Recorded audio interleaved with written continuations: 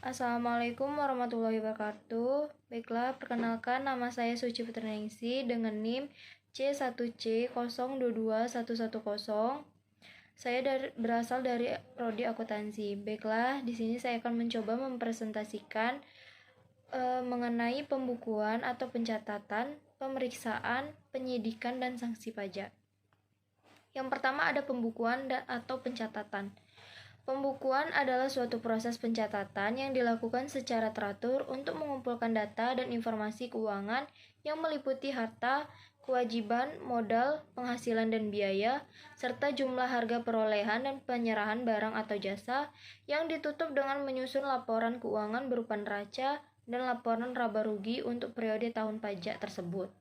Pencatatan yaitu pengumpulan data yang dikumpulkan secara teratur tentang peredaran atau penerimaan bruto atau penghasilan bruto sebagai dasar untuk menghitung jumlah pajak yang terutang, termasuk penghasilan yang bukan objek pajak atau yang dikenai pajak yang bersifat final. Kemudian yang wajib menyelenggarakan pembukuan, yang pertama yaitu wajib pajak badan, yang kedua wajib pajak orang pribadi yang melakukan kegiatan usaha atau pekerjaan bebas, kecuali wajib pajak orang pribadi yang peredaran brutonya dalam 1 tahun kurang dari 4.800.000.000 rupiah. Kemudian yang wajib menyelenggarakan pencatatan, yang pertama ada wajib pajak orang pribadi yang melakukan kegiatan usaha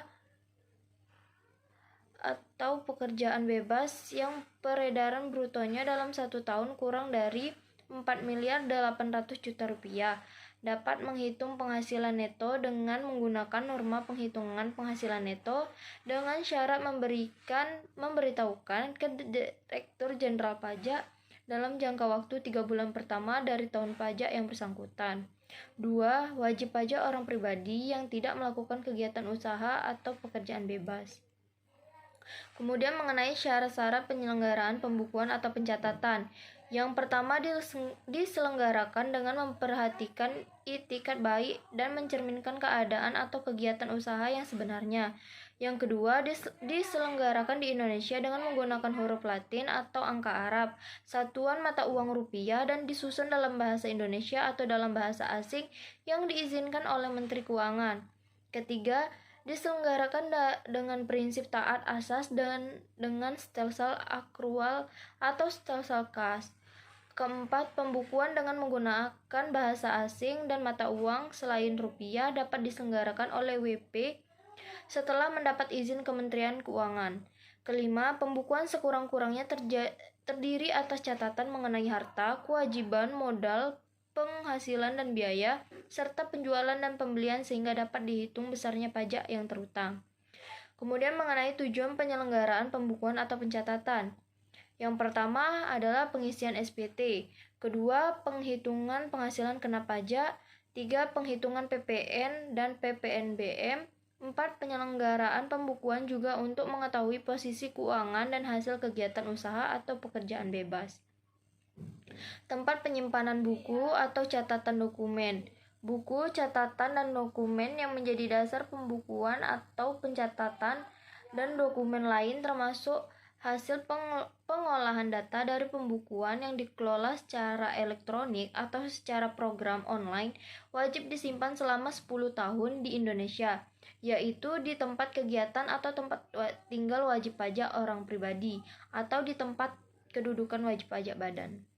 Kemudian ada mengenai pemeriksaan pajak, di mana pemeriksaan pajak merupakan serangkaian kegiatan dalam menghimpun serta mengolah data, keterangan, dan bukti yang dilaksanakan secara objektif, secara profesional berdasarkan standar pemeriksaan untuk mengetahui kejelasan pajak yang dilaporkan oleh para wajib pajak. Kemudian tujuan pemeriksaan adalah untuk yang pertama menguji kepatuhan pemenuhan kewajiban perpajakan dalam rangka memberikan kepastian hukum, keadilan, dan pembinaan kepada wajib pajak. Dan yang kedua, tujuan lain dalam rangka melaksanakan ketentuan peraturan perundang-undangan perpajakan. Hak-hak wajib pajak dalam pemeriksaan yaitu antara lain yang pertama, meminta surat perintah pemeriksaan, kedua, melihat tanda pengenal pemeriksa, ketiga, mendapat penjelasan mengenai maksud dan tujuan pemeriksaan, 4. Meminta rincian perbedaan antara hasil pemeriksaan dan SPT. Kelima, hadir dalam pembahasan akhir hasil pemeriksaan dalam batas waktu yang ditentukan. Pemeriksaan pajak bisa dilakukan dengan dua kriteria berdasarkan latar belakang alasan dilakukannya pemeriksaan, yaitu yang pertama ada pemeriksaan rutin, di mana pemeriksaan rutin dilakukan karena berhubungan dengan pemenuhan hak atau pelaksanaan kewajiban perpajakan wajib pajak. Yang kedua, pemeriksaan khusus. Pemeriksaan khusus ini dilakukan berdasarkan hasil analisis risiko yang menunjukkan adanya indikasi ketidakpatuhan pemenuhan kewajiban perpajakan. Jenis pemeriksaan yang pertama ada pemeriksaan lapangan. Pemeriksaan lapangan adalah pemeriksaan yang dilakukan di tempat tinggal atau tempat kedudukan wajib pajak, tempat kegiatan usaha atau pekerjaan bebas wajib pajak, atau tempat lain yang dianggap perlu oleh pemeriksa pajak. Yang kedua, pemeriksaan kantor adalah pemeriksaan yang dilakukan di kantor Direktorat Jenderal Pajak. Kemudian ada mengenai penyidikan. Penyidikan pajak adalah proses dan agenda dalam perpajakan yang dilakukan dengan tujuan untuk memproses kelanjutan dari pemeriksaan bukti permulaan pajak, sehingga dalam prosesnya terdapat indikasi penemuan bukti lanjutan yang mendukung bukti permulaan pajak tersebut. Penyidikan pajak ini memiliki tujuan yang pertama, bertujuan untuk memperlancar aktivitas dalam bidang perpajakan, khususnya penerimaan pajak supaya bisa berjalan dengan lancar dan baik. Yang kedua, sebagai salah satu langkah dan upaya yang bertujuan untuk pemilihan kerugian terhadap pendapat negara yang berkurang. Yang ketiga, membantu untuk memberikan efek jera terhadap pelaku tindak penyelewengan pajak beserta dengan efek gentar terhadap calon pelaku yang ingin melakukan tindak pidana dan penyelewengan perpajakan. Yang keempat, membantu untuk memberikan rasa keadilan, kepastian hukum yang bertujuan untuk menjunjung secara tinggi integritas yang dimiliki. Dasar hukum pelaksanaan kegiatan penyidikan pajak ada 3. Yang pertama, Undang-Undang di nomor 6 pada tahun 1983. Yang kedua, Undang-Undang nomor 28 pada tahun 2007. Ketiga, Undang-Undang nomor 11 pada tahun 2022 mengenai Cipta Kerja. Kemudian mengenai sanksi. Sanksi administratif merupakan sanksi di mana wajib pajak harus membayarkan sejumlah uang kepada negara karena telah melanggar peraturan yang berlaku. Sanksi administratif terdiri dari sanksi denda, sanksi bunga, dan sanksi kenaikan. Yang dimana yang pertama yaitu sanksi pajak berupa denda. Sanksi denda diberikan kepada wajib pajak yang melanggar aturan yang berlaku, baik terlambat ataupun tidak melaporkan sama sekali. Yang kedua, sanksi pajak berupa bunga. Sanksi bunga diberikan kepada wajib pajak yang melakukan pelanggaran yang berhubungan dengan kewajiban membayar pajak. Besarnya bunga atau bulan yang diberikan pun sudah ditentukan sesuai dengan undang-undang yang berlaku.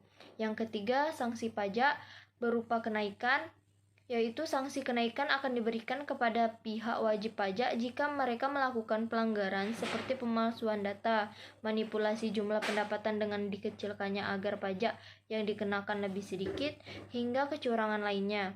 Pihak wajib pajak yang ketahuan melakukan kecurangan akan dikenakan sanksi berupa kenaikan jumlah nilai pajak yang seharusnya dibayarkan. Baiklah, itulah yang dapat saya presentasikan. Jika terdapat kesalahan dalam presentasi yang saya sampaikan, saya mohon maaf. Saya tutup dengan wassalamualaikum warahmatullahi wabarakatuh.